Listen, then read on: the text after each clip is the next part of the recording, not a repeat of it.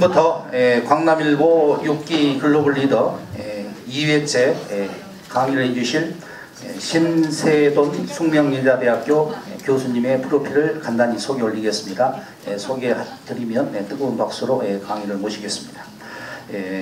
1969년부터서 72년까지 경북고등학교를 졸업하시고요. 1972년에 고려대학교 법과대학 법학과에 입학하셨다가 미국 UCLA 대학으로 옮기셔가지고 경제학과 석사, 그리고 1980년에 경제학과 석사 하시고 또 84년에 경제학과 박사를 취득을 하셨습니다.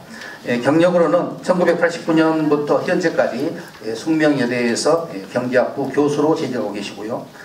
2012년부터 17년까지 예금보험공사 MOU 심사위원을 역임하시고 2016년부터 현재 동아일보 객원 논설위원으로 계십니다. 역시 2016년 1월부터 KBS 1라디오에서 공감토론 패널로 계시고요. 2015년부터 16년 숙대 경상대학 학장을 역임하셨고 13년 5월부터 16년까지 금융감독원 국민검사청구심의위원회 위원님, 그리고 2010년부터 13년까지 사단법인 국가미래연구원의 이사로 재직하셨네요. 주요 저서로는 애환정책론과 국제경제정책론 외에 9권의 저서가 있고요. 오늘 강의를 해주실 주제는 2018년 국내외 경제 이슈와 대응 전략에 대해서 숙명여대 신세돈 교수님을 모시겠습니다. 뜨거운 박수 부탁드리겠습니다.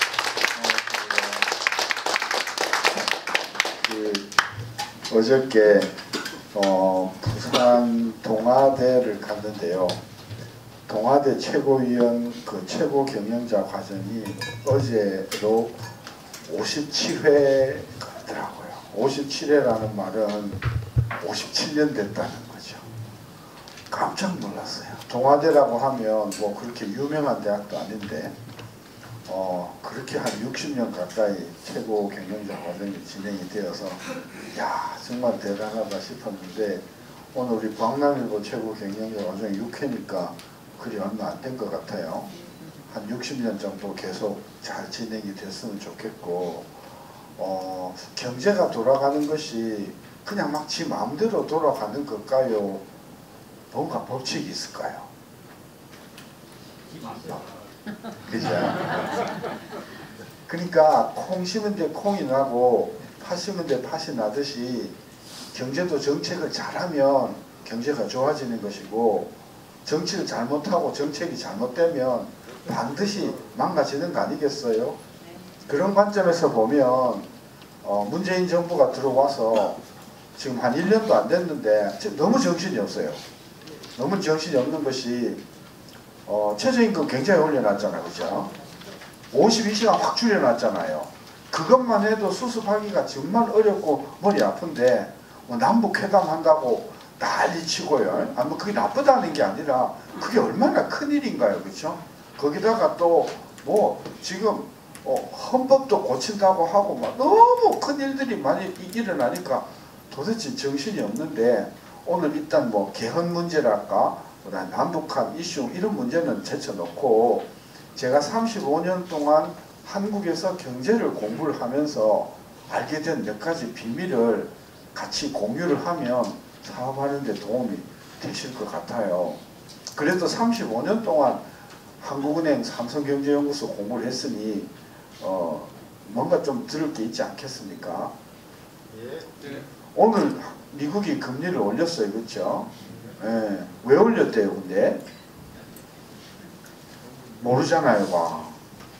우리가 올릴 것은 알잖아요. 근데 왜 올리는지는 모르잖아요. 왜 올리는 것을 모르니까 앞으로 금리가 얼마만큼 더 올라갈 것인지를 감을 못 잡는다는 것이죠. 왜 올리냐 하면요, 결론부터 말씀드릴게요. 예를 들어서 내가 현금이 100억이 있어요. 현금을 은행에 예금을 했어요. 그러면은 은행에서는 이렇게 예금이 들어오면은 그 돈을 그냥 끼고 살까요? 대출해 줄까요? 대출해 주겠죠. 그럼 뭐 대출을 받은 사람은 그냥 그걸 끼고 있으려고 대출을 받았을까? 쓸 때가 있으니까 대출을 받았을까요? 그러면 썼을 것 아닙니까? 그러면 쓴 돈을 누가 받았을 거 아닙니까? 그 받은 사람은 자기가 거래하는 은행에 예금할 것 아닙니까? 그 은행은 또 대출 나갈 거 아닙니까? 이것이 또 손을 바꿔서 흘러 은행에 예금으로 들어온단 말이죠. 그러면 현금이 처음에 100억이 은행으로 들어오면은 만들어지는 예금은 100억일까요? 100억보다 훨씬 많을까요? 훨씬 많겠죠. 왜냐하면 예금이 대출되고 또 흘러 들어오고 예금이 되고 또 흘러서 그러면 몇 배쯤이나 현금보다 많을까요? 예금이? 그죠? 여기 혹시 대학을 경제학과나 경영학과를 전공하시고서 그죠? 예, 요 현금 분의 예금의 비율을 뭐라고 하는지 모르시는 분은 일단 6개월 휴직계를 내시고 복학을 하셔야 할 것인데 그것을 우리는 어려운 말로 통화승수라고 해요. 통화승수라는 말은 이거 우리하고 상관없는 게 아니에요. 굉장히 중요한 개념인데 현금이라고 하는 원료를 바탕으로 해서 예금이라고 하는 상품이 얼마만큼 몇 배 만들어지는가 하는 개념이 통화승수인데 지금 우리나라 통화승수가 17배거든요. 그러면 현금이 100억이라고 했을 때 예금은 그것이 17. 그러면 우리 사회에 현금이 많소 예금이 많소? 몇 배 많소? 17배 많은 거요. 그러니까 자기가 예금이 없다고 남들도 없다고 생각하시면 큰 오산이에요. 그런데 이게 17배라 그러면 막 계산이 엉켜버리니까 오늘은 제가 단순하게 10배라고 합니다. 그러면 현금 100억의 예금은 1000억이다 그 말 아닙니까? 근데 그 중에서 400억의 예금을 갖고 있는 어떤 큰 손 한 분이 어저께 무엇을 알게 됐냐 하면은 자기가 돈을 맡긴 그 은행의 행장이 알고 보니까 행방불명이 된 유병헌이라는 사람과 사돈지간이라는 것을 아니 예를 들어서 알게 되었다 하자고요. 불안할까요 안 할까요? 아니 남의 돈이라고 하지 말고 꼭 내 돈이라고 조금 생각해 보시란 말이에요. 그러면 아니 내가 평생을 벌어서 뭐 400억을 넣어놨는데 그 은행의 행장이 이상한 사람하고 사돈 그러면 밤에 잠이 올까요 안 올까요? 안 오죠. 밤을 꼴딱 새고 그 다음날 아침에 은행 찾아가 갖고 뭐 한다 갈까요? 이 예금이 없으신 분은 이 빼는 거를 인축일이라고 하는 걸 아예 몰라요. 오늘 하시는 걸 보니까 그래요. 그러면 은행에서는 인출해줄 돈이 있을까요? 없을까요? 없지. 어디 갔어? 대출해줬잖아요. 그제? 그러니까 갑자기 예금주가 들이닥쳐서 내 돈 주시오라고 하면 이 은행이 할 수 있는 일이라는 것은 일단 커피를 한 잔 들이미는 일밖에 없어요. 그리고 커피 마시는 동안에 빌려준 기업한테 내가 작년에 운영자금 400억 빌려준 것 빨리 갚아라 그런단 말이지. 그럼 뭐 그 기업은 언제 달라갈지 모르니까 보자기에 싸놓고 기다리고 있었을까? 이미 다 쓰고 없을까요? 없지. 이 은행은 난처한 것이 예금주는 돌라고 아우상이지 빌려준 기업은 장사가 너무 안 되니까 팔다가 남았는 냉장고라도 한 10대쯤 갖고 가시려면 이카고 앉아있단 말이에요. 그러면 이 답답한 은행은 어디 찾아가야 돼요? 러시안 캐시, 이 한국은행. 그러지. 그래서 하는 거고 돈을 찍으라 해가지고 돈을 찍어서 조용히 해결했어요. 원래 현금이 100억 있었댔거든요. 한국은행이 400억을 새로 찍었단 말이지. 그럼 현금 총액이 얼마요? 500억. 원래 1000억의 예금이 있었는데 얼마 빼갔죠? 400억. 그럼 얼마 남았어? 600억. 자, 아까는 현금 100억에 예금 1000억 해서 합이 1100이고 지금은 현금 500억, 예금 600억 해서 1100이잖아요. 돈이 늘었어요? 안 늘었어요? 힌트. 우리 경제학에서의 돈은 현금 플러스 예금을 합쳐서 돈이라고 하거든요. 이 합친 것은 늘었어요? 안 늘었어요? 안 늘었잖아. 똑같잖아요. 저렇게 되는 것을 우리는 양적 완화라고 그래요. 그러면 양적 완화는 돈이 는 거요? 안 는 거요? 안 는 거요. 뭐가 늘었어? 현금이 늘었어요. 이게 봐. 예금이 없으시니까 이 현금과 예금이 구분이 잘 안 되시는 건데요. 양적 완화를 우리 신문에서는 돈이 늘어난 것으로 보도를 많이 해요. 근데요, 양적 완화는 돈이 는 것이 아니고 현금이 는 것이란 말이에요. 근데 현금이 늘면서 뭐가 줄었냐? 예금이 줄었단 말이에요. 이것이 양적 완화거든요.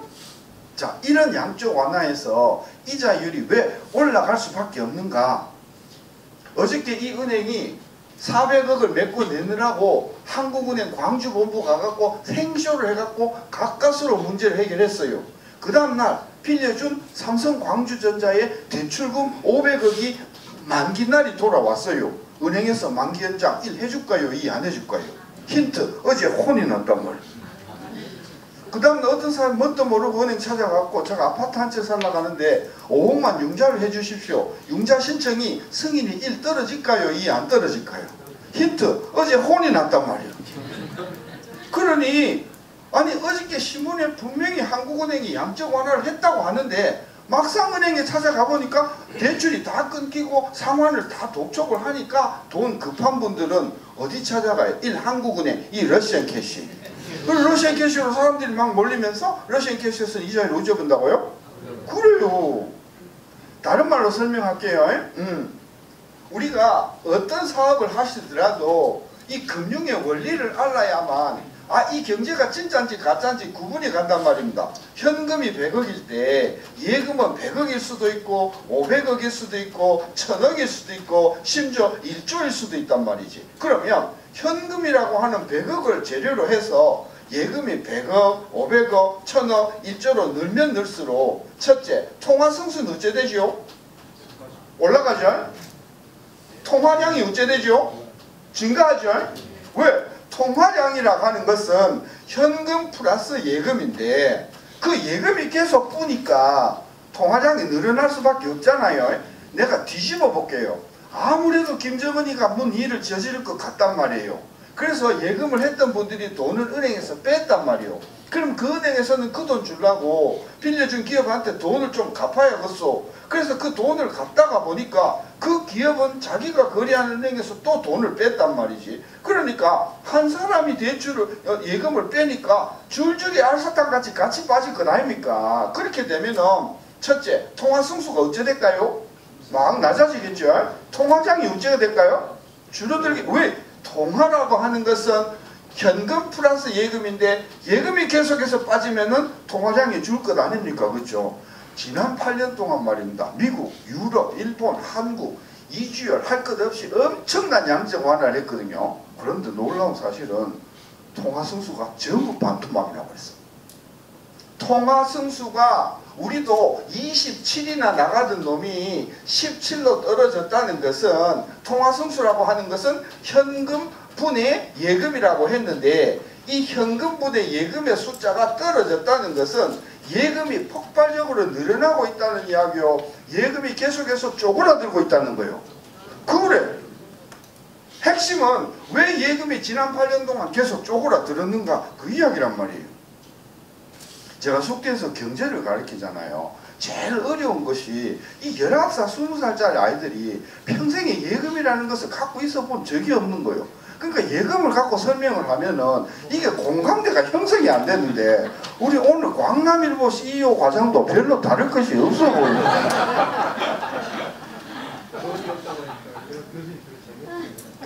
자, 100억의 현금이 있다고 합시다. 한 3년 전만 해도 이자율이 4% 가까웠어요. 그러면 100억만 넣어도 1년에 이자가 3억, 4억 나오잖아요. 세상에 걱정이 없는데 지금 이자율이 얼마죠? 1%대요. 그러니까 올라가서 그런 거고 한 1년 전만 해도 1% 겨우 줬어요. 그럼 100억을 넣어놔봤자 1년에 1억 이자 나오기가 쉽지 않잖아요. 입이 한 말 나오겠어요? 안 나오겠어요? 봐, 다른 분은 없으니까 감이 안 잡히는데 우리 선생님은 계속 고기를 끄덕거리시는 거 보니까 100억 예금이 있으신 것이 거의 확실한 것 같아. 그리고 예금 이자율이 낮아져서 예금을 갖고 있는 사람이 입이 한 말 나오는 데다가 내가 100억을 갖고 있다는 것을 지방국세청에서 몰라요, 알아요? 이봐, 예금이 없으니까 그까지 생각이 미치질 않으시잖아.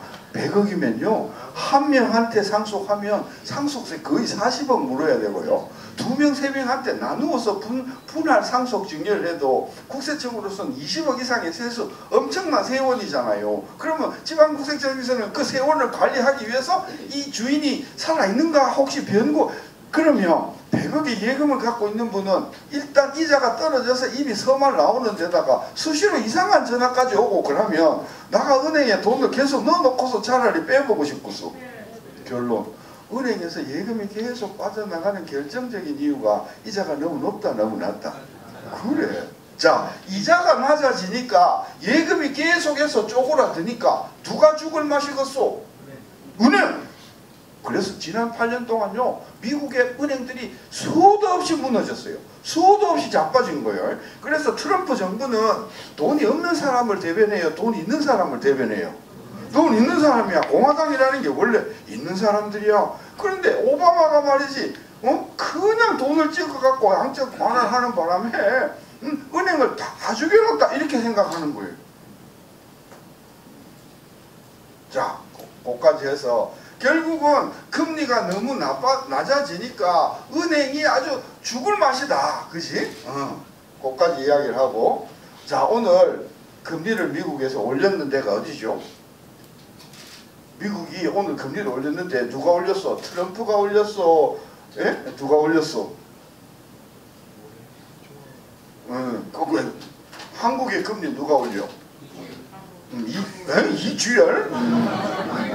아니 한국은행 안에도 뭐가 있잖아요. 금융통화위원회 그래요. 금융통화위원회는 7명인데요. 2명은 당연직이고 5명이 추천직이에요. 그리고 추천은 뭐 대한상공회의소도 하고 뭐 중소기업 협동조합도 하고 하는데 사실상은 누가 결정해요? 문재인 대통령이 다 결정해요. 그러니까 한국의 금리는 문재인 대통령이 결정한다고 봐도 틀림이 없어요. 형식은 금통이지만 미국은 안 그래요. 미국은 누가 금리를 결정하냐 하면 FOMC라는 데서 결정을 해요. 이 정도는 왜 알아놔야 아는 척을 하죠. 그죠? 근데 FOMC는요 어떻게 구성이 되냐 하면은 연방은행의 이사회예요. 연방은행 이사회가 정원이 7명인데 여기서 7명이 들어오고요. 미국에는 12개의 연방 본부가 있어요. 연방은행 본부가 있어요. 연방은행 본부라고 하면 뭐와 비슷하냐 하면 한국은행 광주지역 본부라고 비슷한 개념이에요. 그러니까 미국은 12개 지역으로 나누어 가지고 그 12개 지역에 하나씩 연방은행이 있단 말이죠. 제가 샌프란시스코 연방은행을 예로 드릴게요. 샌프란시스코 연방은행은 서부에 있는 주의 관할인데 워싱턴주, 오레곤주, 캘리포니아주, 그 다음에 아이다호주, 그리고 유타주, 그 다음에 네바다주, 그 다음에 아리조나주를 관할하는 어마어마하게 큰 지역을 관할하는 은행이 샌프란시스코거든요. 근데 연방은행이 12개 있는데 그 12개 행장 중에서 5명이 1년 임기로 돌아가면서 여기 FOMC에 들어와요. 그럼 FOMC는 정원이 몇 명이죠? 12명이에요. 그런데 5개는 연방은행에서 오고 7개는 이사회에서 오니까 요것만 딱 놓고 보면 어디가 더 말빨이 더 세요? 이사회예요. 근데 문제가 뭐냐 하면 트럼프가 대통령이 들어오고 나서 이 이사 7명 중에서 4명이 사표 쓰고 나 안 한다 하고 나가버렸어요. 그 지금 몇 명이라? 3명이라. 근데 이게 충분히 나갈 만한 것이 내가 그 사람들 봉급을 봤거든. 봉급이 12만 불이야. 저보다 작아. 그러니까 이 이사원은 이게 돈이 되는 게 아니라 명예직이야. 그 명예직인데 우리나라 금통위원이 지금 연봉이 거의 한 3억 대거든. 그런데 이 미국의 연방은행의 이사는 연봉이 10만 불 조금 넘다 보니까 돈도 얼마 안 되는 데다가 트럼프가 하도 하는 것들이 마음에 안 들어갖고 4명이 그냥 사표를 써버려갖고요. 자, 그런데 이 이사회는 트럼프로서는 4명을 더 뽑고 싶은데 이사를 누가 결정하냐 하면요. 상원 의원이 전체 회의에서 투표해서 뽑아. 우리도 금통위원을 대통령이 추천하고 국회에서 뽑아야 돼.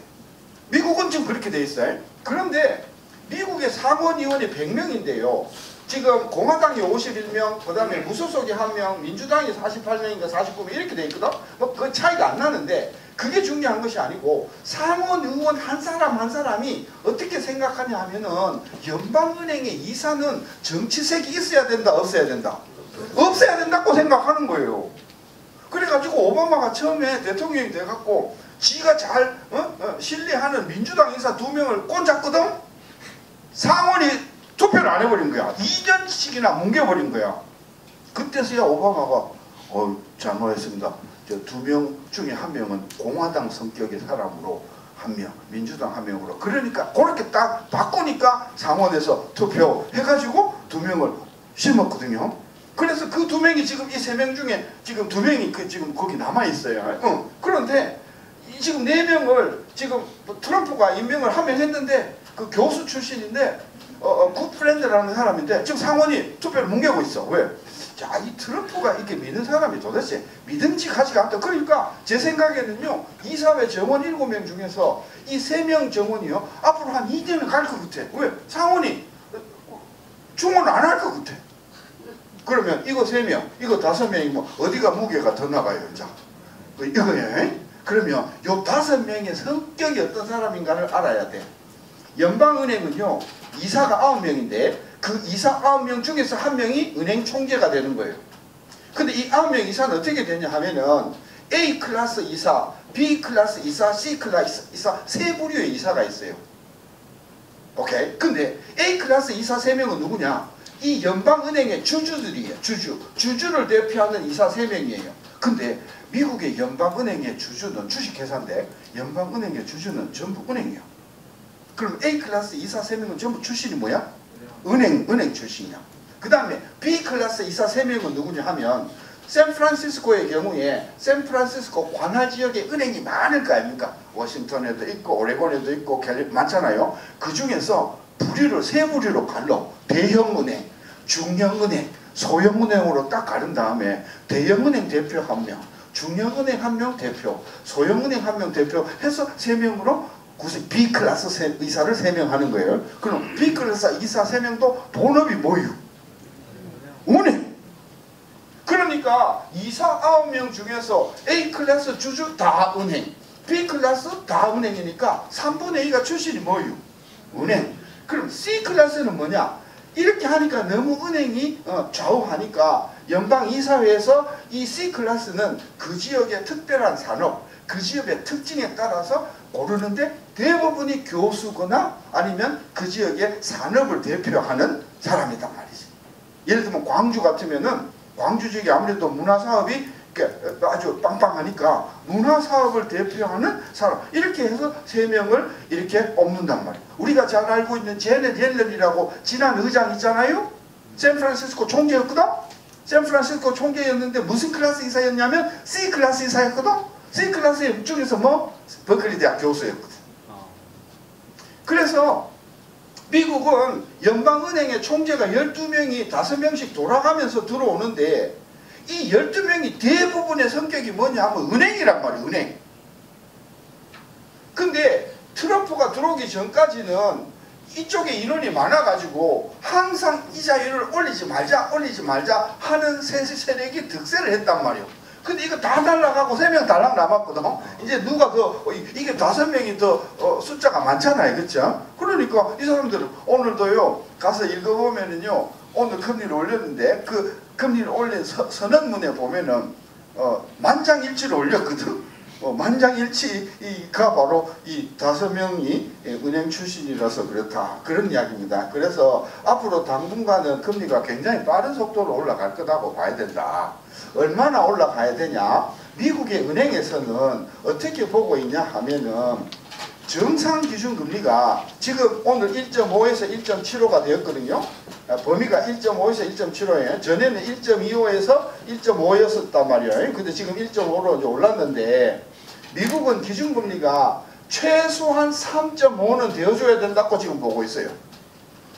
미국의 은행 산업이. 그러니까 지금보다도 거의 더블 올라가야 돼. 그치? 1.75번 정도 올라가야 돼. 그러면 1.25씩 몇 번 올려야 되냐? 최소한 7번 올려야 된다. 그치? 그러니까 금년에 한 서너 번 올리고 내년에 한 서너 번 올리니까 2018, 2019, 2년 내내 미국에서 무슨 소식이 들어올 거냐 하면 금리 올리더라 이런 소식이 들어올 거다. 그러니까 앞으로 미국 금리가 계속해서 올라가는 것은 미국의 은행 산업이 빵빵하게 성장을 하기 위해서는 올리는 것이 불가피하다. 그런 이야기죠. 자, 봅시다. 우리가 지금 1.5거든요. 미국이 지금 1.75가 되었어요. 드디어 오늘부로 금리가 이렇게 됐단 말이에요. 그럼 금리가 어디가 높으냐? 미국이 더 금리가 높단 말이지. 그치? 그러면 돈이 있는 사람은 자금을 1. 한국에서 굴리고 싶겠소. 2. 미국에서 굴리고 싶겠소. 이게 돈이 없으니까 그까지 생각이 미치질 않아죠. 있는 사람은 그럴 거 아닙니까? 그러면 우리가 돈을 미국에 굴리고 싶다고 하면은 우리 신사임당 할머니께서 그냥 고무신만 갈아 신고 건너가시면 되는 겁니까? 그걸 달러로 환전해야 나가는 겁니까? 그러니까 나가는 순간 달러에 대한 수요가 생기면서 달러 환율이 어째 될까요? 올라가겠지. 그러면 환율이 올라가는 것 자체가 달러를 가지고 있는 것에 메리트 되어요, 안 되어요? 금리가 똑같아도 환율이 계속 올라갈 것이다 라고 하면 돈이 그냥 엄청나게 달러로 쏠릴 것 아닙니까? 이미요, 강남에 있는 돈 부자들은요 엄청나게 지금 달러로 다 바꿔놨단 말이에요. 광주에 계신 분들도 정신 차리시라 그 말이라. 자, 그래서 지금 이주열과 문재인 정부의 가장 큰 과제가 뭐냐 하면 환율이 한번 올라가기 시작하면 금리가 문제가 아니야. 환율이 한번 뛰기 시작하면 걷잡을 수 없이 쏠림이 일어나면서 너나 할 것 없이 달러로 자금이 붙을 것 아닙니까? 만약에 그런 일이 벌어진다고 하면 한국 경제는 굉장히 크게 흔들릴 것 아닙니까? 이주열 총재의 가장 큰 과제는 뭐냐면 환율이 급격하게 오르는 것을 방어를 해야 된단 말입니다. 그러면 달러가 급격하게 오르는 방어를 하는 방법은 딱 두 가지가 있어요. 금리를 가만 놔두고 환율이 올라갈 때 대거 달러를 투입을 해서 막는 방법이 하나 있겠지. 그죠? 다른 하나는 달러를 투입을 안 하고 금리를 같이 올려서 미국 금리나 우리 금리나 거의 팽팽하게 가져가는 게 한 방법이겠지. 어느 게 나을 것 같아요? 금리 가만 놔두고 환율이 오를 때 무제한 달러를 방출해서 막는 것이 나을 것 같아요? 아니면 금리를 조금씩 미국하고 같이 올려줘서 그 자금이 빠져나가는 원천을 봉쇄하는 것이 나을 것 같아요? 2번이 나을 것 같죠? 근데 2번은 못하는 사정이 있어요. 왜? 가계부채. 그래서 지금 사실 이주열 씨를 하는 총재로 연임을 시킨 이유가 우리 한국은행 역사상 총재로 있으면서 이자율을 가장 많이 내린 총재야, 이 양반이. 그러니까 내리는 것의 명수야. 그리고 또 하나 이유는 다른 사람을 물색을 해봤는데 이게 검증에 통과하는 사람이 별로 없더라. 뭐 그런 소문이 지금 돌고 있어요. 어쨌거나 문재인 정부의 경제정책의 성공 여부의 첫 번째 관건은 앞으로 금년 이내에 달러가 불안해지는가 안 불안해지는가가 관건이다. 그게 안 불안해지면 금리를 안 올려도 되는데 이게 불안해지기 시작하면 걷잡을 수 없이 자금이 빠져나가면서 가수요가 붙으면서 그때는 달러를 투입을 해도 감당을 못할 가능성이 있다. 그래서 저는 이주열 총재가 적당하니 미국이 금리 올릴 때 우리도 같이 조금 올려주는 것이 좋다고 생각하는데 그건 좀 더 두고 봐야 할 것 같아요. 그래서 미국이 앞으로 2% 가까이 더 올린다고 하면 우리도 한 2% 정도 올라가 줘야 된다 하는 것이 지금 미국의 기본적으로 상황이다 하는 이야기죠. 그러면 금리가 이렇게 미국도 올라가고 우리도 올라가면 전반적으로 내수, 소비는 계속해서 좋아질까요? 조금 타격을 입을까요? 타격을 입겠지. 왜? 금리가 비싸지니까 차를 못 사는 거야. 왜? 금리가 조금 비싸니까 집을 못 바꾼 거야. 왜? 이게 금리가 너무 부담해. 그러니까 금리가 올라가면 투자도 쪼그라들고 내수도 좀 쪼그라들고 해서 전반적으로 금년도 경제는 작년, 재작년보다 조금 못할 것이다 라고 보는 것이 정석입니다. 지금. 오케이.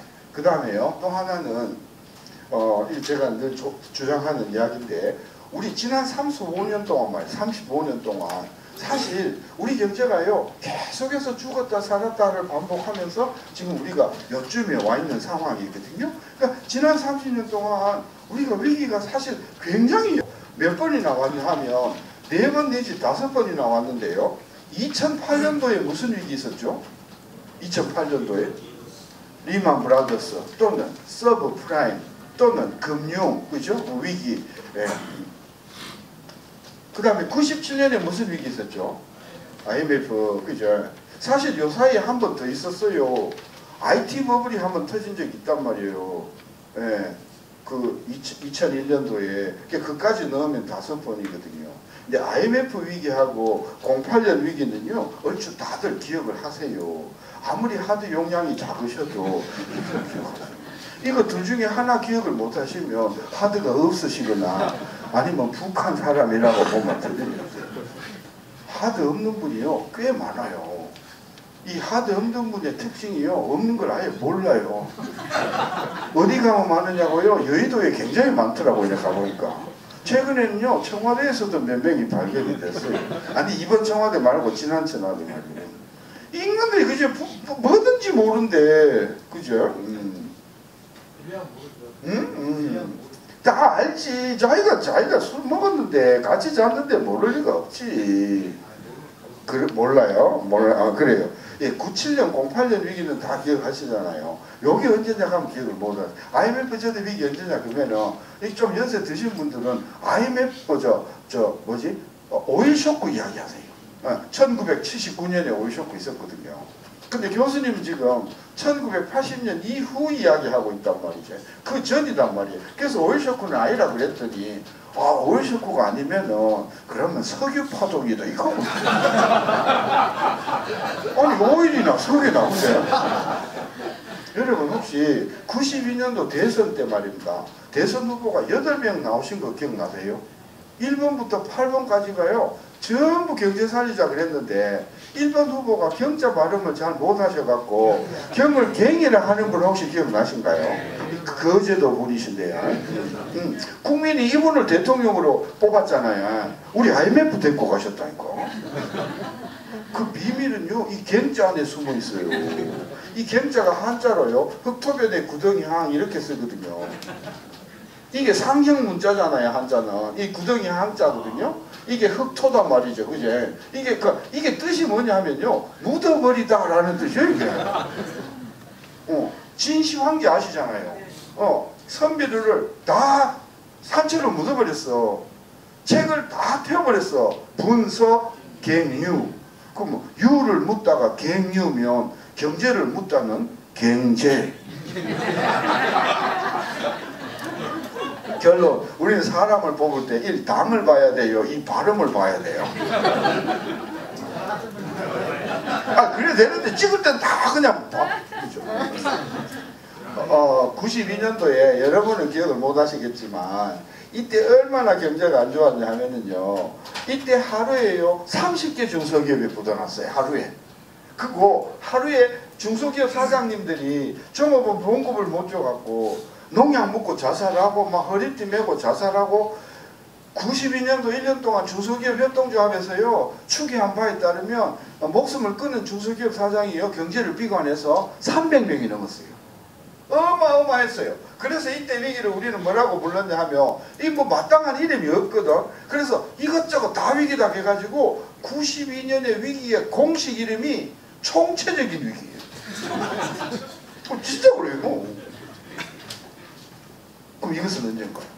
얘는 박종환 감독이라고요. 청소년 대표팀 끌고 4강 신화를 한 적이 있었어요. 멕시코 신화라고요. 83년인데 그때 1, 2, 3, 4등이요. 외체 순서대로 1, 2, 3, 4등하고 같았어요. 브라질, 멕시코, 아르헨티나, 한국이에요.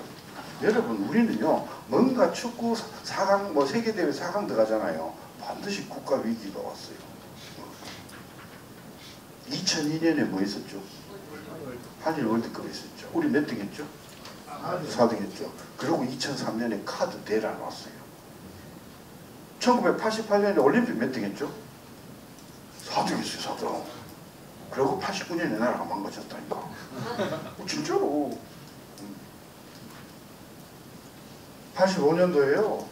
여러분은 모르실 거예요. 왜냐면 이때 그 국가 비밀이었거든.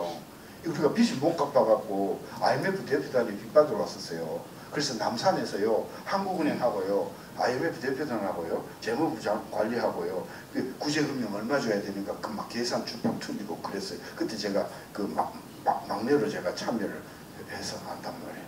그 이걸 이때 위기를 뭐라고 하냐 하면은 외처 위기라고 한단 말이지. 자, 그럼 지난 30년 동안 위기가 몇 번이나 왔다고? 5번이나 왔어. 그러면 지난 30년 동안 5번이면은 거의 7년마다 한 번씩 위기가 왔다는 이야기인데, 그럼 앞으로 우리 살아 생전의 위기는 1. 다시는 안 올까요? 2. 또 올까요? 제가 묻는 질문의 정답은 항상 2번으로 설정할 거예요. 제가 이것 때문에 진짜 굉장히 오해를 많이 받았어요. 제가 30년 동안 항상 2번 했어요. 그 지금 1번이라고 하는데, 1번이라고, 난 평생 그렇게 왔기 때문에 이게 정치적으로 듣지 마시라네. 그만이라. 그리고 앞으로 위기가 온다고 하면은 1. 딱 한 번 올까요? 2. 여러 번 올까요? 그러면 우리가 사업을 하는 입장에서 언제 닥칠지 모르는 위기에 대해서 대비를 1. 안 해도 돼요? 좀 해야 돼요? 해야 된다. 마치 언제 북한이 쳐들지 몰라서 우리가 국방비를 1년에 수십조를 투입하는 거 마찬가지로 우리 기업을 하는 분도 언제 어디서 닥칠지 모르는 위기에 대해서 항상 만반의 준비를 해두어야 되는데, 그걸 안 하고 하다가 그냥 그죠? 뒤통수 맞아갖고 그냥 자빠지고 그래 하지 않습니까? 금호그룹 아시잖아. 요즘 금호그룹이 어려워요, 안 어려워요? 어렵지. 근데 여러분 지난 한 10년을 돌이켜보면은요, 금호그룹이요 욕심을 많이 부렸어요, 안 부렸어요? 엄청 부렸어요. 대여건설 먹고는 잘못 먹어서 토해내고, 동아건설 먹어갖고 또 토해내고. 그러니까요. 그건 내가 그래서 박상구 회장을 여러 번 만났거든요. 경제를 정확하게 알고 계셔야 된다. 앞으로 어떤 위기가 올지 모르니까, 그치? 현금을 빵빵하게 쌓아놓아도 될지 모르는데, 그냥 세상이 왔다고 해가지고, 우리 김대중 대통령 때 막, 그죠? 막 벌리다가, 망가지고 그랬잖아. 그죠? 사업을 하시는 분들이 빨리 성장하는 것도 중요하지만, 6, 7년마다 닥치는 위기에서 안 자빠지는 것도 그게 대단히 큰 성과 아닙니까? 그죠? 그죠? 그래서 뭐 여담입니다만은 지금 GM 코리아도 머리 아픕니까? 안 아픕니까? 그죠? 저는 GM 코리아나 일단 성동조선이나 금호타이어의 기본 입장이 저는 이겁니다. 누가 경영하는가가 상관이 없다 있다. 있어요. 그러니까 법정 관리하면 안 돼. 왜? 법정 관리하면은 법원에서 사람을 이렇게 씹어버리면서 오로지 그냥 회계적인 관심에서만 회사에 관심이 많다 보니까, 그죠? 경영이 안 된단 말이지. 그래서 진짜 실력 있고 그 분야에 오랜 경험을 쌓은 정말 믿음직한 사람들을 골라서 앉혀놓으면 살아날 가능성이 있는 것인데, 그죠? 그걸 안 하기 때문에 자꾸 이제 어쨌든 그건 그렇고요. 86, 87, 88 주가가요. 이때 150 했잖아요. 더블 88년도에 1000대까지 올라가거든요. 당군 이래 최대 호황이라 했단 말이에요. 우리 노태우 대통령 들어오셔갖고 경제가 다 망가져버린 것이다. 이 노태우 대통령은 쿠데타 대통령이세요? 국민이 선출한 대통령이에요. 그럼 국민이 선출한 대통령 중에서 경제가 신통치 아니했던 대통령은 한 분도 안 계세요? 계세요? 한 명이에요? 여러 명이에요? 그 대답 안 하셔도 돼요. 우리 다 아니까. 제가 경험해 보니까요, 대통령은 정말 훌륭한 분들이 많은데 문제가 뭐냐 하면요, 대통령이 뽑아서 써서 경제정책을 맡긴 사람들이 함량 미달이 굉장히 많은 거라. 이 사람들이 경제를 다 망가뜨려 놓는 경우가 많더라고요. 대표적인 경우가 어쨌든 노태우 정부, 김영삼 정부 93, 94. 여러분 95년에 혹시 왜 세상은 넓고 할 일이 많다고 했던 분 기억나세요? 혹시? 예? 95년에요. 기가 막혔어요. 여러분 95년에 기아자동차는 김선홍 회장 지도 체제 하입니다. 그죠? 그 김선홍 체제 하에서 기아자동차가 얼마나 잘 나갔냐 하면은 인도네시아에 국민차를 수출한 거야. 일본에 닛산을 제치고. 그래가지고 저 화성에 기아 공장이 있거든요. 거기서 그냥 하루에도 수백 대의 국민차가 막 수출되고 기가 막히게 경제가 좋았거든요. 기고만장했잖아요. 김영삼 정부. 그죠? 1년 만에 폭삭 가라앉아 버리고요. 97년에 IMF 들어갔더만요. 명심하십시오. 우리 경제는요. 사상 유례없는 호황에서 사상 유례없는 위기로 빠지는데요. 1년 반 걸려요. 순식간에 뒤집어져요. 그래서 작년에 장사 좀 되셨다고 섣불리 차를 바꾸지 마시란 말이에요. 왜? 내년에 창업될 건데. 그죠?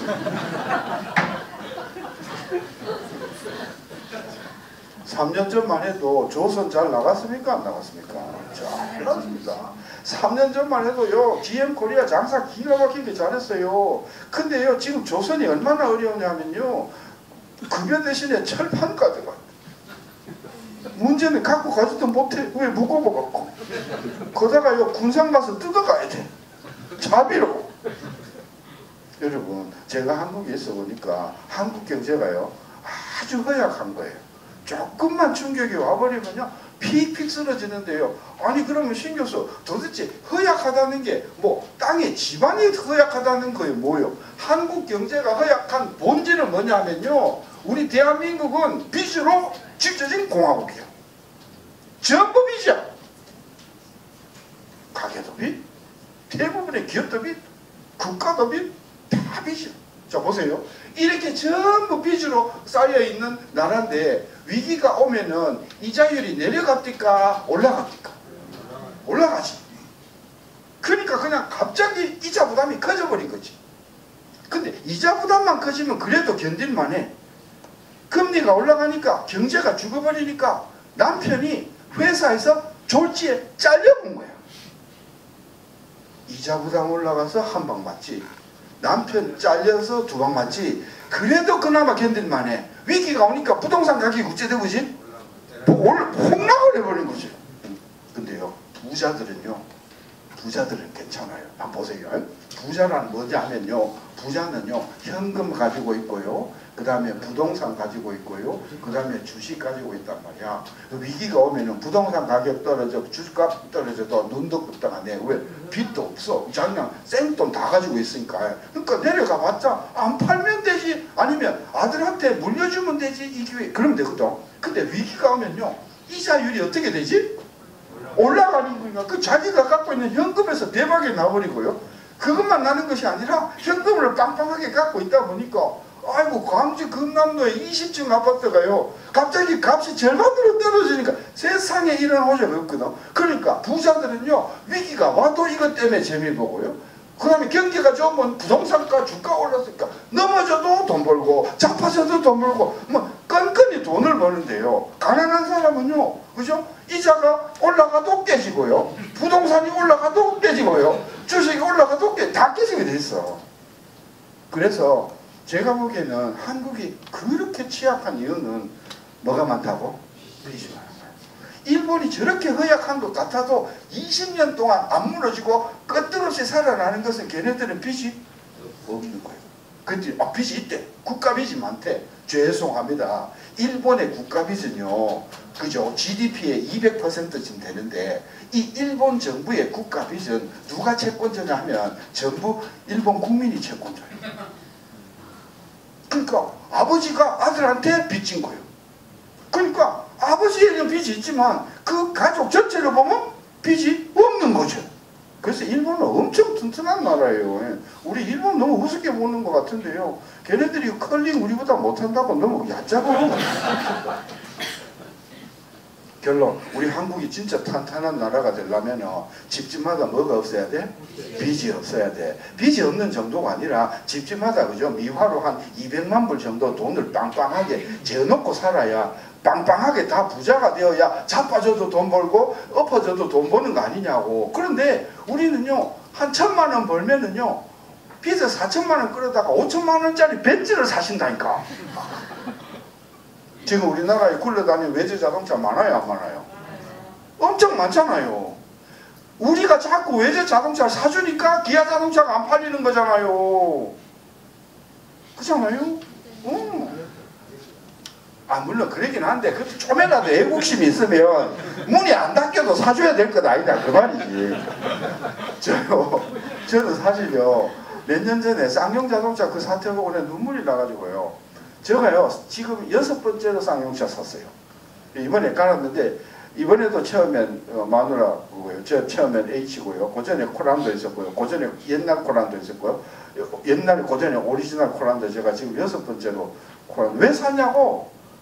내가 안 사주면 쌍용을 누가 지켜주냐나 그런 생각으로 진짜 쌍용은 저한테요 표창장 줘야 된다고 생각합니다.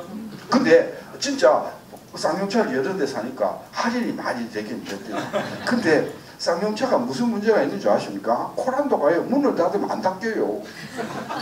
문이 딱 닫히는 순간 공기 압력 때문에 반동이 일어나가지고 문이 제대로 안 닫혀요. 그 문제가 좀 있어요. 그리고 크락션이요 작동을 안 해. 그래서 내가 코란도 타고 다니면서 저도 성질이 좀 금하거든요. 앞에 그냥 얼짱되면 이거 눌러야 되는데 이걸 못 누르니까 그 추운 겨울에 문 열고 야 차 좀 빨리 움직여 막 이하고서 우리나라의 일자리는 누가 지켜줘야 돼요? 우리가 지켜줘야 돼요. 일본 놈들은요 우리나라 자동차 안 사요.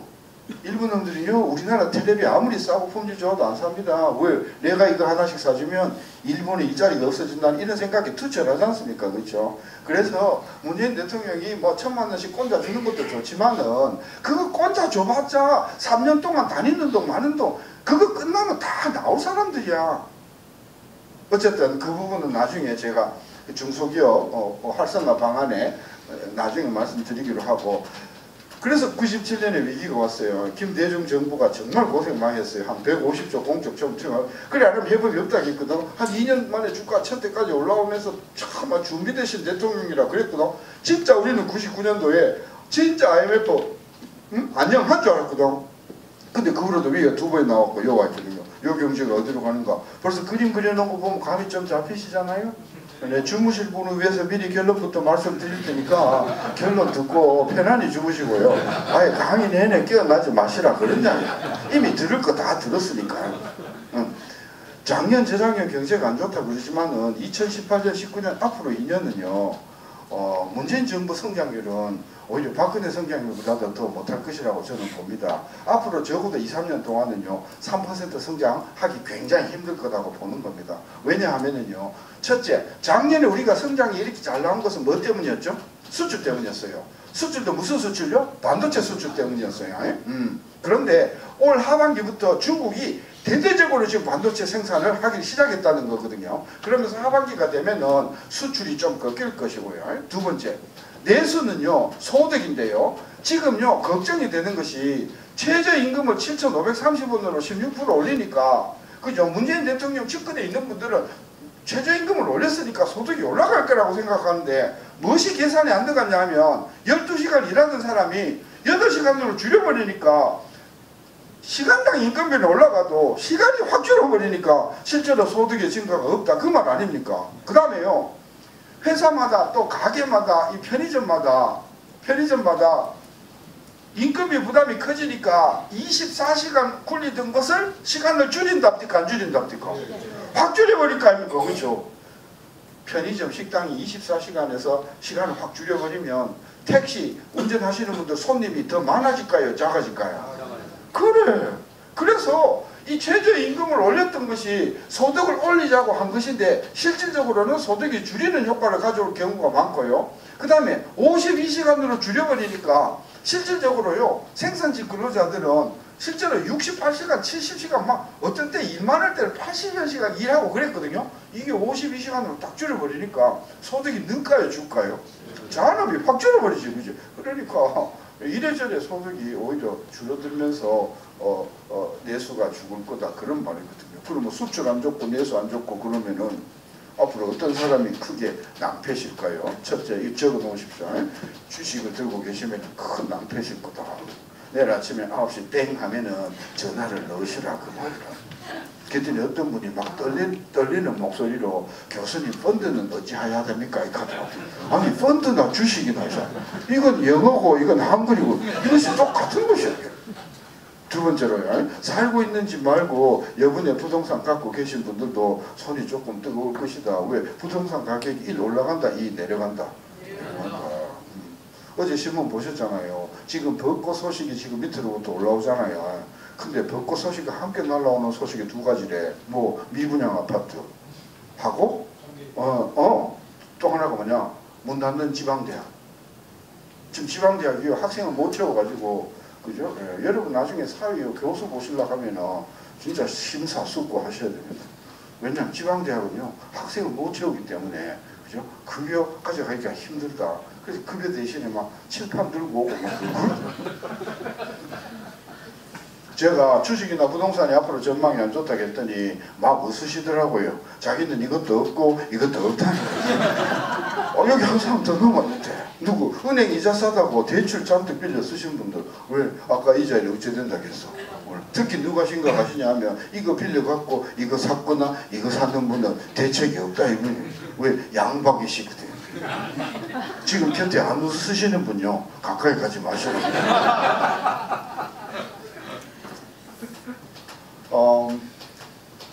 저는 문재인 대통령이 꼭 성공했으면 좋겠어요. 꼭 성공해서 지금 뭐 남북 대화도 저는 환영하는 편이고 정말 남북에서 대박이 터져줬으면 좋겠다. 진짜 김정은이가 생각을 바꿔서 해줬으면 좋겠다. 근데 그건 아직도 어떻게 될지는 모르겠지만 경제는 진짜 잘 챙겨주셔야 되는데 지금 나오는 정책이 지금까지는 오히려 경제가 거꾸로 가는 정책들이 너무 많이 나오세요. 네. 제가 평소에 형님같이 좋아하는 분이 있는데 김광두라는 분이세요. 꽤 유명한 분이시고 지금 국민경제자문회의 부의장으로 계세요. 김광두 선생님하고 저하고가 둘이서 옛날에 한 10년 전에 10년도 더 됐죠. 예, 박근혜 대통령 캠프에서 박근혜 대통령을 경제를 가리켰는데 김광두 선생님하고 저하고가 사실 세 번이나 우리가 박근혜 그때 국회의원한테 건의를 드린 게 뭐냐 하면 이재만 하고 같이 일하시면 곤란합니다. 어렵습니다. 3번 이야기했어요. 그랬더니 그 후로 전화를 안 하시더라고요. 네. 그래서 그 김광도 선생님은 이번 대선 들어갈 때 문재인 캠프로 들어가 버렸어요. 그래서 지금 국민경제 부의장을 합니다. 그 김광도 선생님이 우리 나주 분이에요. 그러고 광주 일고 나왔어요. 저 형님 같아서 저 되게 추천하고 많이 그러는 분인데 지금 그 우리 김광도 선생님 이야기를 이렇게 들어보면은 지금 장하성 교수가 실장이잖아요. 장하성 씨도 광주 일고 나왔잖아요. 근데 그 뒤에 있는 그 소위 말하는 386 세대들이 실질적으로 경제정책을 많이 좌지우지하기 때문에 제대로 된 정책이 안 나오는 것 같다고 말씀하시더라고요. 어쨌거나 간에 제가 오늘 우리 광남일보 여러분한테 던지고 싶은 비밀이 뭐냐 하면 우리 경제가 이렇게 망가졌다가 살아났다가 망가졌다가 살아났다가를 반복하는 비밀이 있단 말이에요. 그걸 공개한단 말이에요. 이것만 우리 문재인 대통령께서 제대로 알아채시면 우리 경제를 살리는 100% 확실한 방법이 있단 말이에요. 네? 네. 제가 84년 6월 달에요. 한국은행 조사부에 제가 3급 과장으로 특채가 돼서 왔어요. 제가 3급 과장으로 왔을 때 지금 이주열이는 그때 4급이었어요. 네, 그리고 저는 핵심, 왜냐하면 경제학 박사가 있었기 때문에 핵심 조사부에 있었고 이주열 그 지금 총재는 조사부 안에서도 좀 이렇게 변두리에 있었어요. 네, 해외 조사과 뭐 이런 거, 일반 경제과 뭐 이런 거 있었어요. 그랬는데 이분이 계속해서 한국은행에서 변두리로 돌다가 이분이 대박이 난 것은 뭐냐면 이분이 연대 출신이거든요. 연대 출신인데 박근혜 대통령 때 최경환이가 어디 출신이에요? 연대 무슨 성대요? 연대 출신이거든요. 그래서 연대 인연으로 해서 아마 하는 총재가 되었다고 우리는 그렇게 그냥 해석을 한단 말이에요. 그렇죠? 그러니까 운이 되게 좋은 사람이었죠. 근데 박근혜 대통령 때 심는 사람인데 이번에 또 문재인 대통령 때 또 연임되는 거 보면 참 재주가 대단하긴 한데, 예. 근데 포인트는 제가 한국은행 조사부에 왔을 때가요, 작년만 해도 그렇게 잘 나간다던 경제가요 막 안 좋아지려던 고무렵에 왔단 말이에요. 경기가 쫙 올라가다가 안 좋아지기 시작하나요? 그럼 나타나는 징조가 있어요. 뭘까요? 여기 혹시 대학에서 경영학을 전공하시고 요 경기 나빠질 때 나타나는 징조를 모르시는 분은 또 조용히 6개월 휴직계를 내시고 본교에 복학을 해야 될지도 몰라요. 제가 가르쳐 드릴게요. 시컷 만들었는데 안 팔린 걸 뭐라 하죠? 재고가 어째 된다고요? 그래요. 그래서 우리는 은퇴할 때까지, 그죠? 통계청에서 나오는 재고를 유심히 살펴봐줘요. 경기 좋아지는 신호도 안 좋아지는 신호도 안 좋아지는. 이때요 재고 증가율이요 20%였고요. 재고 증가율이 성장률이 10%였단 말이에요. 그러니까 성장에서 재고를 빼고 계산하면 실제로 성장은 재고를 빼면 마이너스였단 말이에요. 그러면 경제가 좋은 거예요, 안 좋은 거예요? 안 좋은 거죠. 그래서 우리 한국은행 총재가요 당시 대통령 청와대에다가요 편지를 올렸어요. 각각 성장률은 지금 되게 10%라서 좋지만 이 전부 재고 덩어리라서 지금 공장마다 쓰러지기 일보 직전입니다. 뭔가 특단의 조치를 내놓으셔. 이렇게 보고서가 올라갔잖아요. 청와대에서 바로 전화가 왔어요. 누가 경제 나쁘다겠냐고. 그때 대통령이 머리카락이 별로 없으셨던 분인데요. 은행 잔고가 29만 원 칸 바로 그 사람 했단 말이에요. 그래갖고 보고서 좀 비관적으로 썼다 해가지고 우리 조사부장이 그냥 목이 날아가는 일이 있었어요. 그러고 석 달이 흘렀잖아요. 84년 추석 경제가 더 나빠지니까 재고가 더 많이 쌓이니까 이제 공장이 재고 때문에 가동을 못해. 가동을 멈춰서 보니까 공장에서 뭐가 쏟아져 나왔겠어요? 실업자들이 막 쏟아져 나온 거지. 응? 이 재고는 말입니다. 감출 수가 있잖아요. 이 실업자는 감출 방법이 없잖아요. 왜? 자꾸 나와서 돌아다닌다니까요. 아니 한강에요 자전거 타는 사람이 자꾸 많아지면 이 경제 좋아지는 실효과예요, 안 좋아지는 실효과예요? 그래서 전두환 정부가 사실 경기가 나쁘긴 나쁜데 뭐 때문에 나쁘냐고, 비가 많이 와서 나쁘니 비만 그치면 살아난다. 84년 12월 비 완전 그쳤잖아요. 더 나빴다니까. 그러니까 뭐라 하냐면 너무 추워서 경제가 봄 되면 여러분 정부는요 경제가 나빠져도 그걸 절대로 솔직히 인정 안 합니다. 그러니까 정부가요 방사능이 없다 하면 일단 믿거나 말거나 도망가고 볼 일이란 말이에요. 실제로 후쿠시마에서 그랬어. 일본의 그 후쿠시마 청에서 아이 뭐 방사능 아무 문제 없습니다. 저건 다 도망가고 그래갖고 난리가 났지 않습니까? 그죠? 봄 되면 살아난다겠거든요. 여러분 85년 3월 달에 말입니다. 우리나라 10대 재벌 하나가 부도가 나는데 무슨 그룹? 양정모 씨. 국제그룹 혹시 기억나십니까? 그리고 뭐 우리가 외채를 제대로 못 갚아갖고 그죠 그랬고요. 그 다음에 현대중공업 대우조선이 막 부도가 날라가는 소문이 돌고 이렇게 나라가 망가졌었단 말이에요.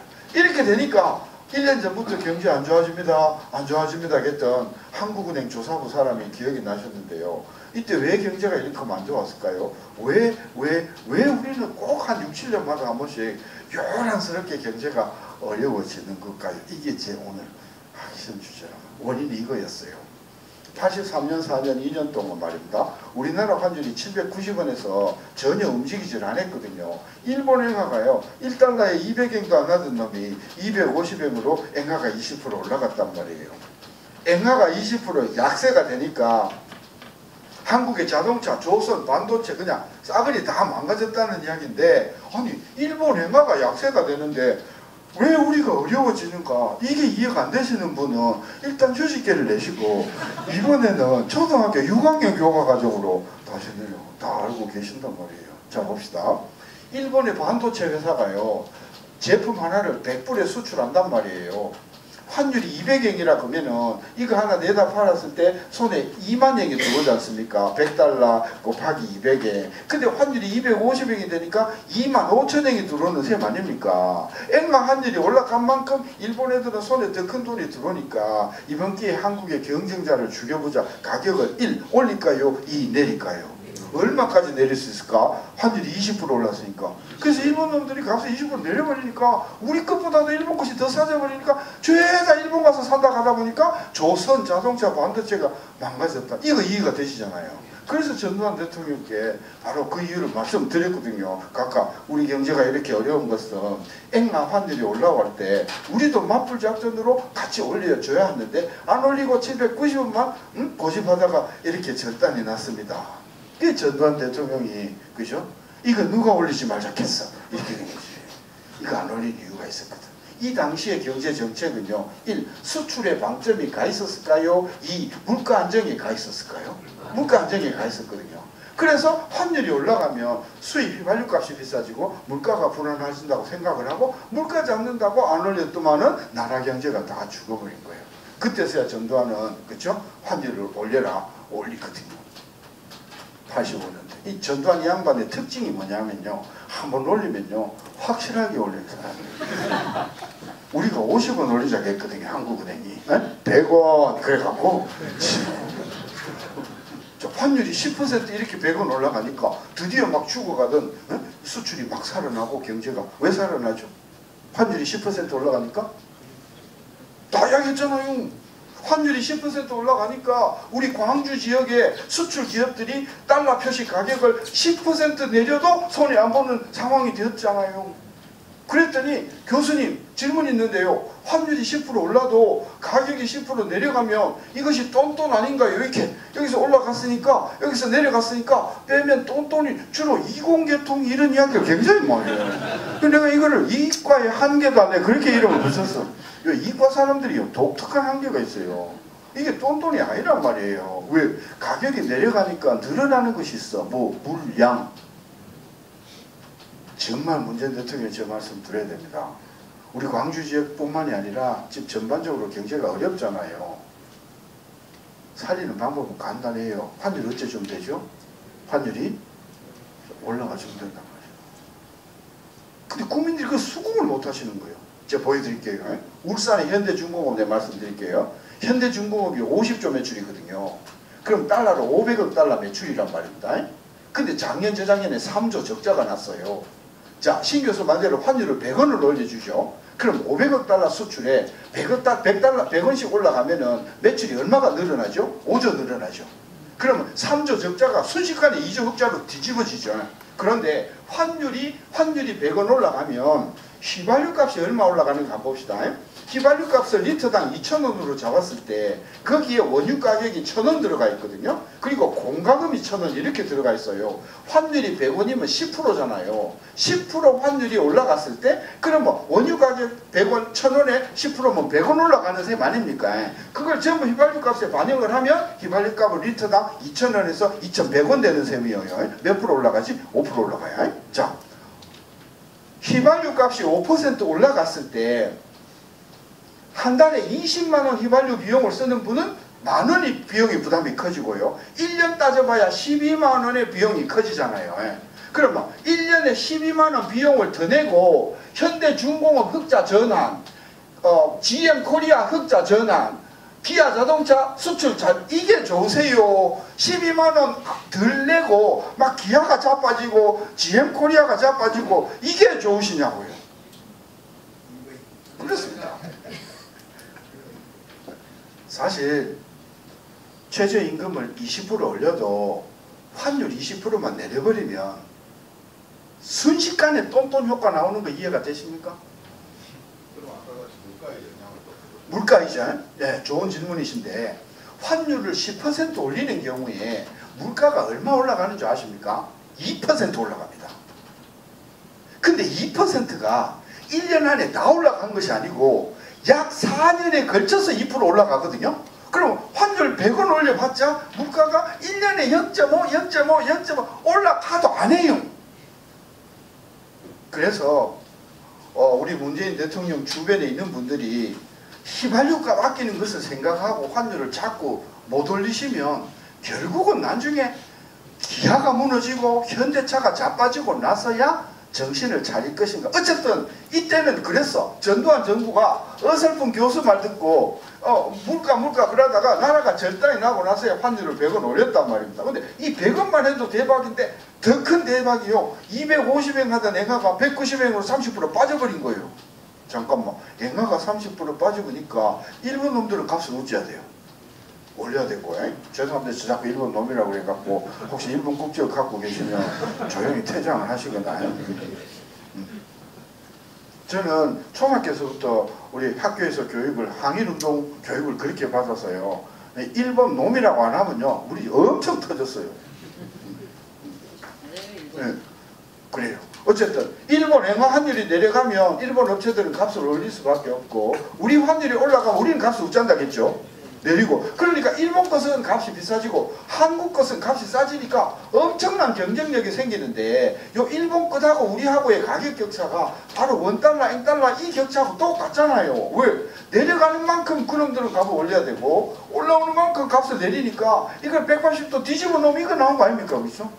안 믿어도 좋아요. 안 믿어도 좋아. 원달러, 엔달러 환율의 격차가 벌어지면 굉장히 큰 경기가 좋아지고요. 이거 30% 좁혀지면요 반드시 절단이 났어요. 근데 문제는 그걸 몰라요. 국민들이 모르는 이유가 있거든요. 이게 벌어지면요 엄청난 호황이 오는데요. 왜 모르시냐면 이놈의 호황이 말입니다, 금방 안 와. 시간이 한참 지나요.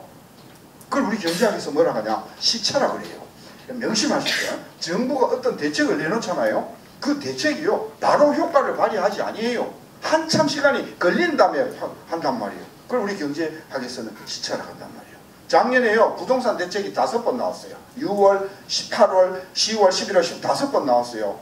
보세요. 부동산 대책이 5번 나왔잖아요. 전반적으로 부동산 대책은요 나오고 나서 효과가 발휘할 때 거의 1년 걸려. 그러면 작년에 6월에 대책을 내놔봤자 그 효과는 금년 6월에나 올 거 아니에요. 그런데 그걸 모르는 사람들은 아니 6월달에 내놨는데도 부동산 가격이 안 잡히잖아. 이거 맹탕이잖아. 그러니까 8월달에 또 나왔어. 안 내리자 또 맹탕이잖아. 그러니까 막 계속해서 강수 한 다음에는 그 다음부터 빠지기 시작하는데, 슬슬 빠지기 시작하는데, 그 다음에 거기다가 8월달 효과 엎어지지 10월달 효과 좀 있어 보세요. 무슨 이야기 나오는지 아세요? 죽여도 너무 죽였다 이런 이야기 나와요.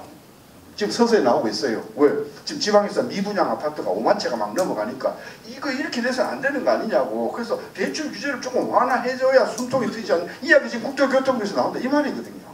그래서 여러분이 판단하실 때는 정부가 어떤 대책 내놓으면은 그게 바로 효과가 안 나온다고, 그게 없다고 생각하시면 큰 오산입니다. 이런 거예요. 우리가 머리 아프잖아요. 두통약 드시잖아요. 두통약이 녹아서요 진통작용할 때까지 최소한 25분 걸립니다.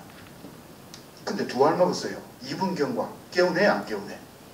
안 깨우네. 2알 또 먹었어. 4분 경과. 깨우네 안 깨우네? 그러면 25분 뒤에 첫 번째 2알이 진통을 할 때까지 계속해서 2알씩 먹어버리면 머리가 개운해질 때면은 나무관을 쓰고 진통제 과다복용이 듭니다.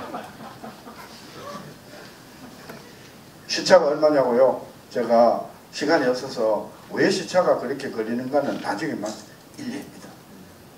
그러면 85년에 전두환 정부가 이렇게 벌려놓으면 경제는 85년에 좋아져요? 86년에 좋아져요? 그죠? 85년 성장률이 6%였거든요. 85년 6%, 86년에 12%예요. 85년 무역수지 10억 달러 적자, 86년 50억 흑자, 주가가 150, 주가가 300이에요. 86년도에 우리 아시안게임 하는 해에 경기 기가 막히게 좋았단 말이에요.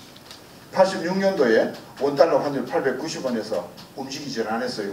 일본에만 190에서 150엔 20% 내려갔단 말이에요. 우리는 변동이 없고 일본만 20% 내려갔잖아요. 격차 더 벌어졌잖아요. 그러면 내년 경제는 어찌해야 돼요? 87년도가? 더 나빠야 돼요? 더 좋아야 돼요? 더 좋아야 되죠. 근데 87년 하면 뭐 기억나세요? 혹시 박종철 기억나세요? 이한열 기억나십니까? 혹시 소득세 랭킹 10위 안에 여자가 한 번 들어왔는데 그 여자가 혹시 최루탄 장사하는 삼영화학이라고 혹시 한영자를 아신가요? 얼마나 최루탄을 많이 싸댔든지 최루탄 아줌마가 소득세 랭킹 10위 안에까지 들어올 정도로 87년은 하루 앞에 안 보일 정도로 데모가 심했었어요. 그러면 경제 좋아야 돼요? 안 좋아야 돼요? 안 좋아야 되죠. 그죠? 근데 성장률은 12.3. 흑자가 100억, 주가가 600이거든요. 그럼 87년도에 그렇게 정치적으로는 민주화 항쟁 때문에 한치 앞이 안 보이는 그런 어두운 해였지만은 경제는 좋았어요, 안 좋았어요? 기가 막히게 좋았다. 어째 좋았어요? 재료탄 때문이에요? 환율 때문이에요? 한해 대봅시다. 88년 7년도에 890원 하던 환율이 800원대로 우리 10% 내려갔거든요. 일본 행하면요 150에서 120엔으로 또 20% 내려갔거든요. 우리 10%, 일본 20%. 그럼 격차는 어째 됐어?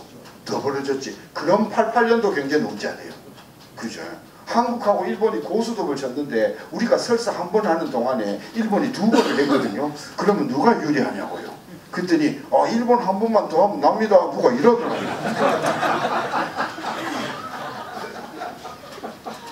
자, 85년도에 그렇게 비리비리하던 대한민국이 더블 88년 당군 이래 최대 호황이 온 것은 1. 노태우 대통령 때문입니까? 환율 때문입니까? 환율도 올라갔다가 내려왔는데 원합니까? 반토막 앵화입니까? 그것도 절묘합니다. 2006년, 2007년에 노무현 대통령입니다. 임기 말년 2년입니다. 1150원 하는 환율을 우리 김대중 대통령이 1150원으로 내렸어요. 이때 한덕수라는 총리께서 920원으로 환율 20% 내렸어요. 이때 일본 엔화가 100엔에서 120엔으로 엔화 20% 올라왔어요. 엔화 20% 올라왔지. 그 다음에 한덕수 총리 20% 환율 내렸지. 격차가 아래로 50% 좁혀졌어요. 결론 2008년 9년에 대한민국 수출 경제 곡소리 나요 안 나요? 나요 안 나요? 그래요. 그래서 우리 국민들이 이명박 대통령 당선되었다고 막 기대에 부풀어 있었을 때 제가 광주 이 상공회에서까지 내려와서 국민 여러분 엔화 올라왔죠. 원화 내려갔죠. 격차가 50% 좁혀졌죠. 시차가 1년이죠. 내년에는 곡소리가 날 것입니다. 미래의 색 가까이 가지 마십시오. 왜? 미래는 아예 없을 겁니다. 내가 그거 말했다니까. 그러니까 거기에 들어있던 일본계 자금들이 야 저기 더 있다가는 망가진 거 아니야? 빨리 털고 나가. 그래가지고 일본계 자금들이 뉴욕 시장에서 막 빠져나와갖고 달러를 다 털고 앵화로 갈아타는 와중에 120엔 하는 앵화가 80엔까지 가버린 거야. 언제? 서브프라임 위기 하는 2년 동안에. 자 우리 환율 50% 올랐지? 일본 앵화 50% 내려갔지? 격차가 100% 벌어졌잖아요. 2010년 11년도에 예? 해운대에 일본 사람 넘쳐나요 안 나요? 명동에 일본 사람 넘쳐나요 안 나요? 대한민국 수출 대박이어요 아니에요? 실제로요 2010년 11년도 기가 막히게 경제가 좋았습니다. GM 코리아요 이때요 대박이었어요. 왜 GM 대부가 그때 그 GM 코리아가 대박이었냐고? 환율 때문에. 자, 봅시다. 이제 망가지는 거 보여드릴게요. 박근혜 대통령이 들어오셔갖고 2013년 14년 2년 동안 1450원 하는 환율을 1000원대로 내렸어요. 이때 일본 엔화가 아베 신족하는 인간이 80엔 하는 엔화를 120엔으로 50% 올려버렸어요. 엔화 50% 올랐지, 원화 30% 내려갔지, 격차가 아래로 100% 좁혀졌잖아요. 그러면 2015년 16년도에 대한민국 수출 곡소리 납니까 안 납니까? 실제로 났습니까 안 났습니까? 28개월 연속 수출 마이너스였지 않습니까? 자 2015년에요. 수출이 막 마이너스가 되니까 최경환 장관이 그 신박사 말이 맞네. 환율 올려. 그래서 1200원으로 환율 올렸단 말입니다. 앵화는 가만히 있고 우리 원화가 20% 올라갔단 말이에요. 언제? 2015년에. 그러면 2016년서부터 수출이 살아납니까 안 살아납니까? 살아납니다. 그 다음에 2016년도 상반기에 뭐가 있었냐면은 브렉시트 하는 게 있었어요. 그러니까 뉴욕 시장이 폭락을 하면서 일본계 자금들이 또 빠져나오면서 120엔 하는 엔화가 100엔까지 떨어졌단 말입니다. 우리는 1200원 그대로 유지를 했단 말이에요. 우리는 가만히 있고 일본만 20% 빠졌잖아요. 그럼 요로부터 1년 뒤 2017년도 상반기는 수출이 더 잘 나갑니까 안 나갑니까? 더 잘 나가지 않습니까? 인제서부터입니다. 2016년도 하반기부터 일본 엔화가요. 일본 엔화가 100엔에서 115엔까지 올라왔고요. 우리 환율은 1200원에서 어제 얼마나 끝났죠? 1070원까지 빠졌잖아요. 그렇죠? 우리 환율은 15% 빠지고 일본 환율은 15% 올라와서 지난 1년 반 동안 격차가 30% 좁혀졌지 않습니까? 그러면 2017년도 하반기에서부터 2018년 내내 수출은 점점 더 잘 되겠습니까? 점점 더 안 되겠습니까? 그래서 3월달 수출, 4월달 수출 가면 갈수록 수출이 작년에 17% 증가하던 속도가 지금 반자리로 떨어지고 하반기가 되면 통상 압력에다가 금리 상승에다가 그렇죠? 네, 이런 것들이 겹쳐져서 수출이 굉장히 부진해질 것으로 봅니다. 그러면 우리 문재인 정부는 이것저것 어렵게 생각할 것 없이 환율을 한 1,200원, 1,250원으로 올려주면 되는데 지금 올려도 경제는 내일 좋아지는 겁니까? 한참 있어야 좋아집니까? 그러죠. 그러니까 지금 씨를 뿌려봤자 그죠? 우린 가을에 추수를 한단 말이에요. 그럼 가을에 추수를 하기 위해서 지금 뿌려놔야 되는 거 아니야, 그제? 근데 지금 전혀 그 생각을 못 하시는 것 같아서 조금 아쉽고요. 조금 올려주세요. 그때 아까 선생님 말씀하셨던 환율 올라가면 물가가 조금 그러죠. 물가가 올라가긴 가지만 물가 좋게 올라가고 우리 경제가 살아나는 게 좋지. 물가 좋게 안 올라가고 나라 경제가 죽는 것은 본말이 잘못되고 한참 잘못된 거지. 그래 그걸 보는 겁니다. 얘가 여기까지 말씀드리면 교수님 그 환율 올리면 미국이 가만히 있지 않지 않겠소. 가만히 안 있지. 그러니까 환율 올리고 미국에다가 입에다가 떡고물 좀 집어 넣어줘야 돼 안 넣어줘야 돼. 넣어주는 거지. 그러니까 환율 올리고 일본이 그랬거든. 일본이 환율 올리고 아베가 오바마 찾아가갖고 우리가 중국 대신에 아시아에서 너가 방어 좀 해줄게. 헌법 고쳐갖고 자위대 군대로 만들게. 부르락하면 언제든지 군대 동원할게. 그 대신 환율 올려주래. 이래 가지고 올렸거든. 그러니까 우리도 싸다 그죠? 한방 이래 하고는 그죠? 한 20군데만 할 것 같이 해갖고 1,400 올린 다음에 안 해주면 되잖아요. 트럼프도 포커페이스인데 왜 우리도 포커페이스 못하냐고. 그치? 결론. 정치하고 군사하고 경제는 다른 거다 같은 거다. 같은 거야. 지금 트럼프는 정치 가지고 그죠? 계속해서 경제 울고 묵지 않습니까? 왜 우리는 통상하고 안보를 왜 분리해서 보냐고 똑같은 건데. 그래서 자 여기까지 하고요. 질문 한 2분만 받고 말씀을 먼저 질문 계시면. 네? 예, 선생님. 그러게 되면은 지금 환율 조작국 관계가 있죠. 그러죠.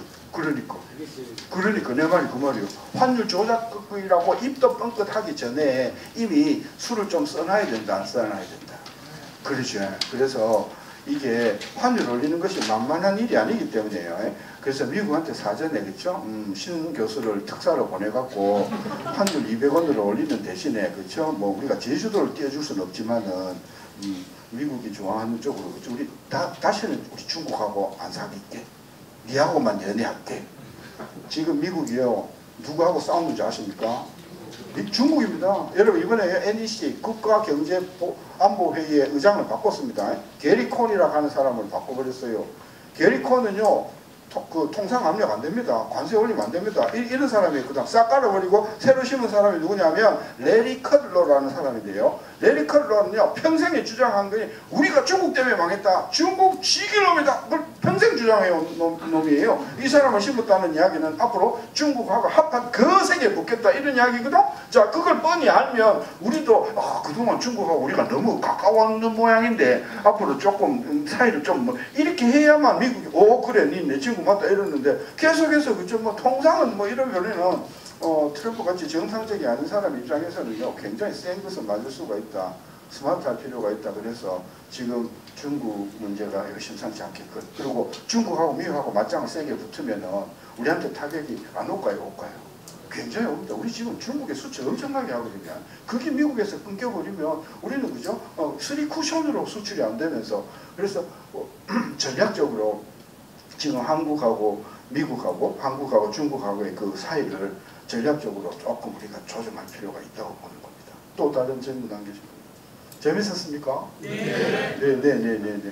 아까 기업회생 제도가 잘못된 제도라고 생각하지 말씀하신 것 같은데. 네, 그러니까 기업회생 문제가 뭐 때문에?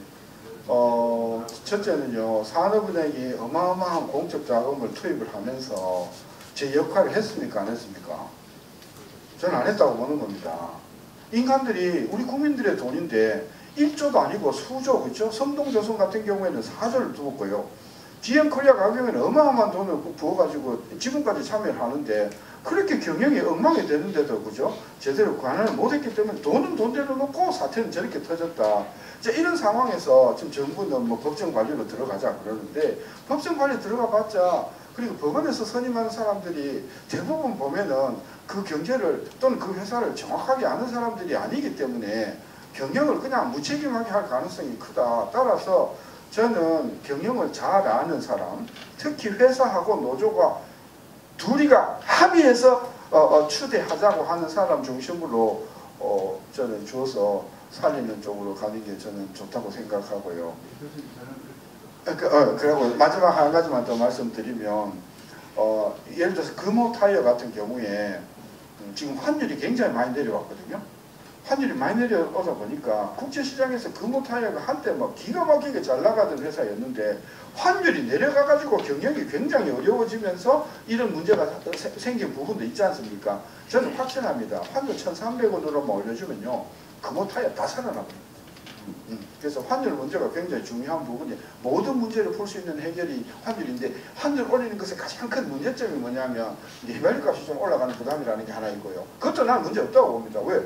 그렇게 올라가면은 그죠? 그 휘발유에 붙어 있는 공과금을 우리가 조금 떨어주면은 그 완충이 되는 거거든요.